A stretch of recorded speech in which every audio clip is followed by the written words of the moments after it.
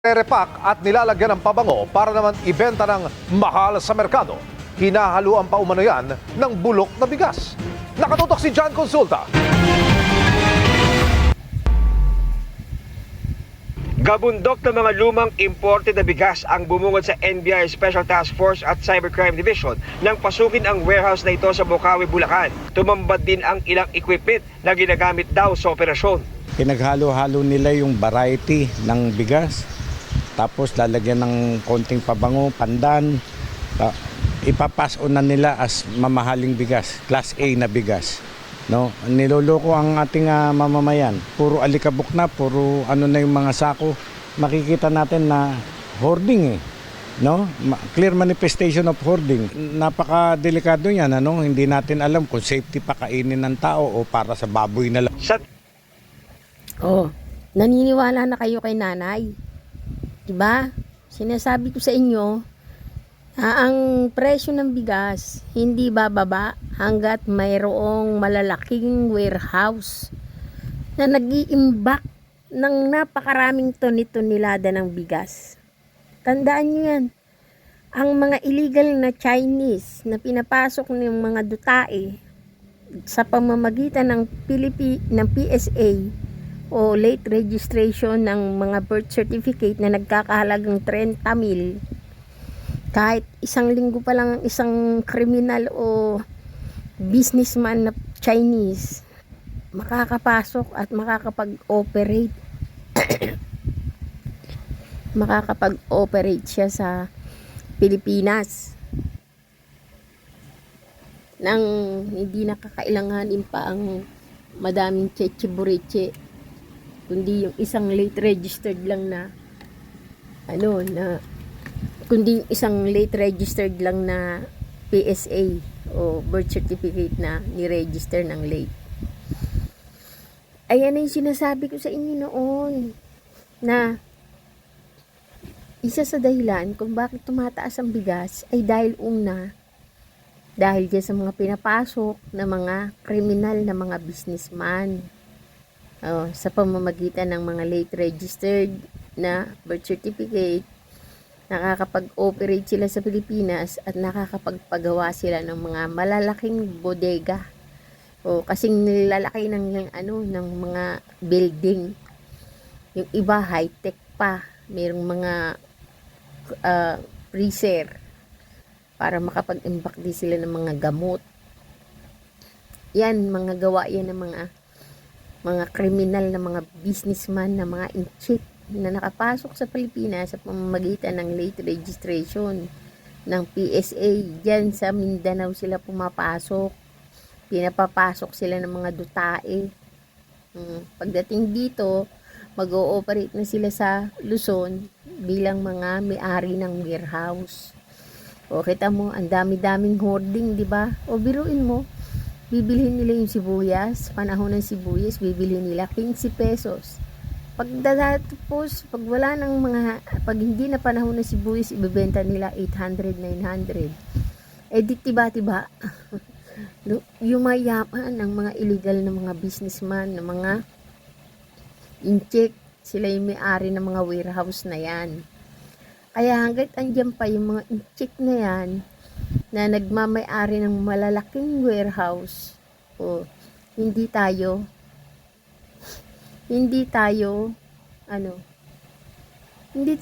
uunlad. Bakit? Kasi hoarding biruin mo yung mga basic needs natin, yung mga sibuyas, kamatis, o yung mga sibuyas at saka mga bigas. Hindi tayo uunlad. Maghihirap tayo. Ang inflation hindi mawawala kasi yung mga basic needs natin, andiyan, itinatago lang. Ngayon, ang mangyayari, napakamahal. Magmamahal yung mga basic needs, yung bigas. Diba? Kasi andiyan lang nakatago. Nakokontrol nila ang presyo. Napapataas nila ang presyo. Ngayon, tayo, kailangan natin kumain. Di syempre, bibili tayo. Kahit napakamahal, gagawa tayo ng paraan kasi kumakalamansi mura natin. So, ganyan ang nangyayari. Kasi maraming nag-hoarding, maraming nagtayo ng mga illegal na mga inchik na pinapapasok ng mga dutae dito.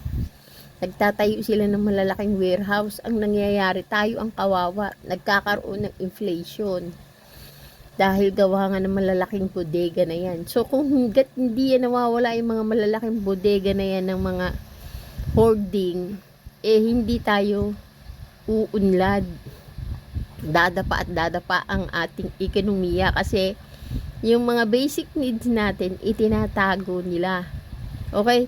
Ang ikalawa sa nagpapataas ng mga bilihin natin ay yung taripa o sa Bureau of Customs. Kasi yung mga pumapasok na export-import ay napakataas ng mga taripa. Ngayon, saan kukunin ng mga negosyante yung mga taripa na yan? Di syempre sa presyo ng kanilang mga import na ibinabagsak sa Pinas. So pagdating dito, dodoblihin nila ang presyo kasi yung presyo ng taripa nila napakataas. Ganyan yung nangyayari na ikinukwento ni Mark Taguba. 'Di ba? Kung hindi sila maglalagay ng taripa, iimbakin lang yung kanilang import. Hindi pa kakawalan sa Bureau of Customs. Siyempre, bilang negosyante, habang matagal na nakaimbak yung kanilang mga import doon sa Bureau of Customs, lalong malaki ang kanilang lugi. So, ang ginagawa nila, ayan, nagbibigay sila ng taripa kahit sa illegal ng mga illegal ng mga grupo, yung Davao Group Gang. Biruin mo ang nakikinabaw yung Davao Group Gang sa mga taripa na yan. Sino kawawa dyan? Mga Pilipino. Di ibig sabihin lahat ng mga pinaggagawa ng mga dutae o ng mga Duterte dito sa Pilipinas, puro pahirap. Kasi mga pro-China yan. Tapos gustong-gusto nyo, pinapahirapan na nga kayo ng mga Duterte. Isa sa maliwanag na sikat na araw na hindi naman makakapasok ng mga illegal na businessman na yan at makakapagtayo rito ng mga illegal na hoarding o illegal na warehouse kung hindi pinapasok ng mga Duterte yan doon sa Mindanao. Kaya yan, kawawa talaga tayo. Ngayon, kung iboboto nyo pa ng iboboto yan, ang mga Duterte na yan, di lalo tayong maghihirap. Di tayo pa rin ang kawawa. Di sino tanga tayo yung bumuboto sa mga Duterte kasi alam naman ng budhi natin na sila yung nagpapahirap sa atin pero binuboto pa rin natin. Hindi tayo mismo ang kawawa kasi tayo mismo yung tanga, tayo mismo yung bobo na bumuboto sa kanila. Kung hindi natin sila iboboto, mawawala sila sa politika, walang magpapahirap sa atin. Kaya kung meron man nagpapahirap sa atin mismo, yun tayo mismo mga Pilipinong tanga, bobo. Kasi bumuboto dyan sa mga Duterte. Wala namang ginawa, kundi puro pahirapan tayo. Kita mo, kung hindi nila pinapasok yung mga Chinese na yan na biruin mo, nagtatatag sila o gumagawa sila ng malalaking bodega. Tapos itatago nila din yung mga bigas. Sino kawawa? Kasi nakokontrol nila yung taas ng, nagkakaroon ng inflation. Nagkakaroon ng inflation o tumataas ang mga bagay-bagay o mga bilihin kasi gawa nga na itinatago nila yung mga basic needs. Hindi nila pinakakawalan, hindi nila pinapaikot sa merkado. Kaya tumataas. Ayan na sinasabi ko sa inyo na hoarding. Ayan yung mga may-ari ng malalaking warehouse, ng mga illegal na Chinese na pinapapasok ng mga dutae doon sa PSA sa Mindanao. Nagtatayo sila ng malalaking warehouse. Kaya hindi bumababa ang presyo ng bigas. Timbre ng isang impormante na bisto ang mga imported na bigas na ilang taon na umanong nakaimbak sa warehouse at nakuha sa murang halaga mula sa iba't ibang bansa. Bineberipika pa kung legal ang hawak na imported na bigas ng kumpanya. Mayroong from Vietnam, may from Pakistan, may from India. So basically, nung chinek namin kagabi, yung kanilang makina, nandoon naka-mount yung iba't ibang variety ng bigas. Minimix nila to. And then yung pinaka-resulta, ito ng premium rice. So we assume na pinaghalo ito sa iba't ibang variety. And then ibinebenta ito nila ng mas mahal kumpara doon sa mga na-mix na bigas. Ganito nga karami itong halos gabundok na mga patong-patong na bigas na inabutan ng NBI sa kanilang ni-raid na warehouse dito sa Bukawi, Bulacan. Pero ayon sa mga ahente ay dito raw nakatago yung iba pang mga lihim ng kumpanya dahil ang ilan daw sa mga bigas dito tulad na lamang nitong nasa baba. Nakikita natin na ang kanyang crop year at date of milling ay February 2023 pa, 2 taon na nakakaraan. At ang ebidensya daw na ito'y luma na ay makikita natin na ang ilang mga sako meron ng discoloration or nabubulok na yung mga bigas. Git naman ng isang opisyal ng kumpanya, wala silang ginagawang iligal. Ay, wala pong halo. Halo-halo daw po yun, nilinisan daw po yun, labid na bigas. Sir, sabi ko naman, nandun si Naras sa rin. Nagsasalita po ako ng totoo. Hindi po siya halo. Hoarding, adulterating, profiteering, untruthful labeling, at saka economic sabotage. We will check with the local government of Bukawi, Bulacan kung sino ang nagmamayari nitong warehouse na ito. And we will file appropriate charges against them. Para sa GMA Integrated News, John Consulta, nakatutok, 24 oras. Nakita nyo naman, no, bundok talaga. Ibig sabihin, napakalaki ng warehouse na yan. Hindi lang yan basta-basta warehouse.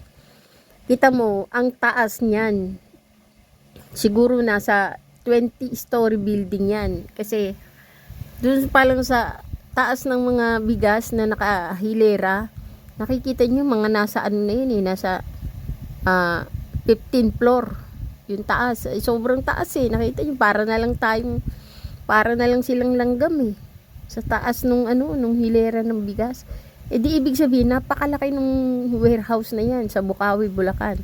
Ang tanong, sino may-ari niyan? Kahit i-search niyo pa yan sa Google, makikita niyo illegal na mga sindikatong Chinese. O yan ay mga nasa katauhan niya ng puppet. Ibig sabihin meron silang puppet na tao na mga Pilipino ang nasa forefront, pero ang nasa likod niyan, mga illegal na Chinese. Kunyari, sasabihin nila, ang may-ari niyan, Pilipino. Pero binayaran lang naman yung pangalan Binabayaran lang nila yung Pilipino na yun para magamit yung pangalan niya. Pero sa totoo lang yan, pag binungkal mo pa yan, ang totoong lalantad sa'yo dyan, ang may-ari niyan, in-check. Ifo-forefront lang nila yung pangalan ng isang Pilipino. Pero ang totoong may-ari niyan, in-check.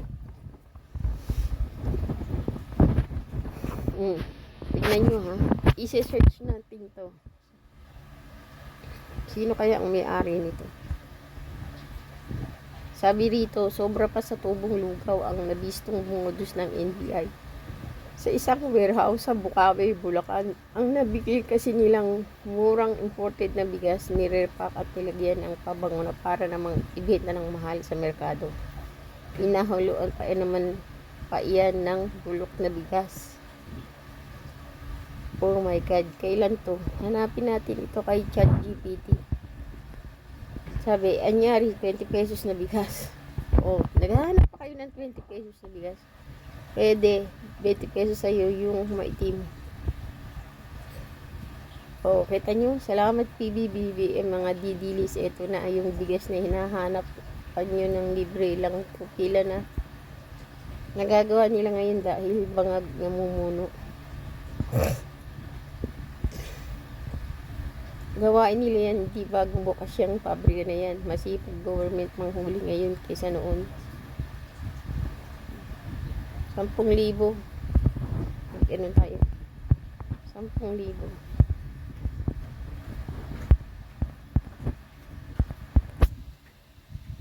Sure.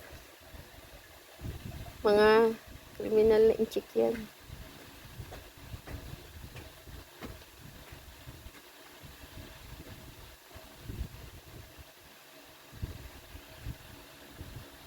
Insik.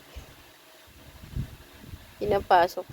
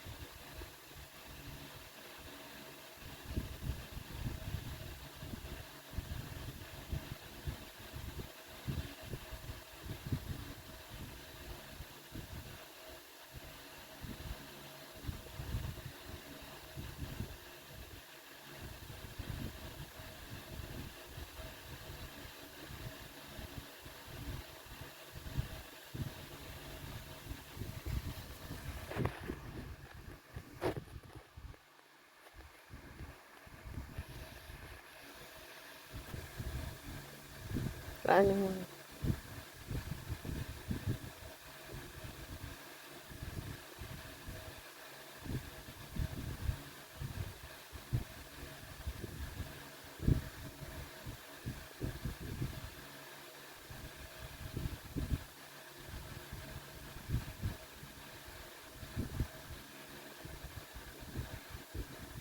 O, sigurado naman, paraan niya ng mga dutae para isabutahe ang ekonomiya ni PBBM.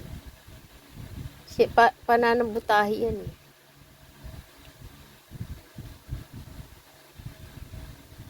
Pananabutahe.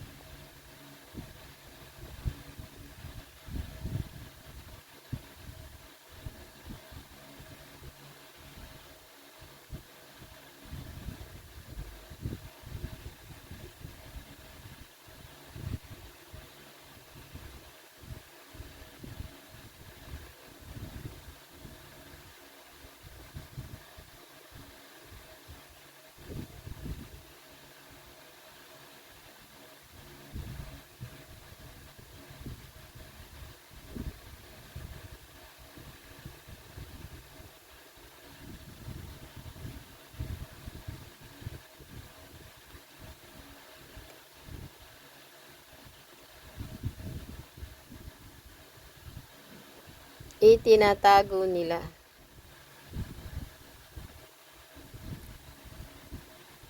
Ang mga basic.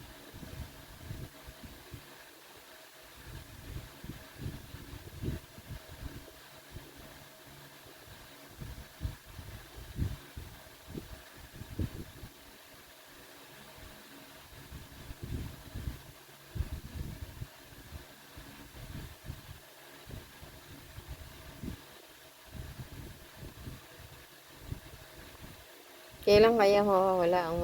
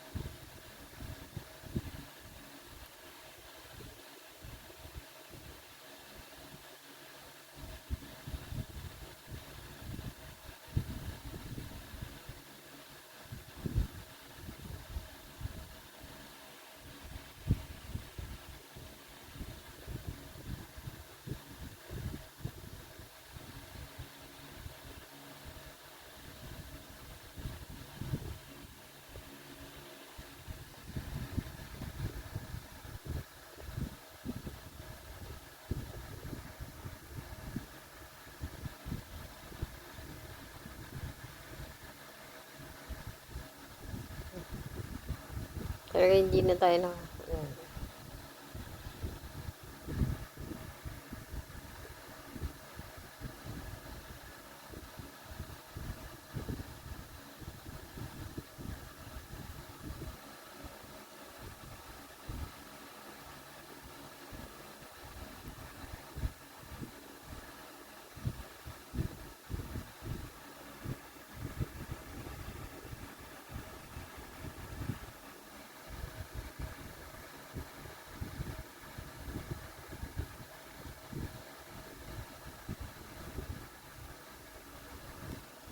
O, ayan.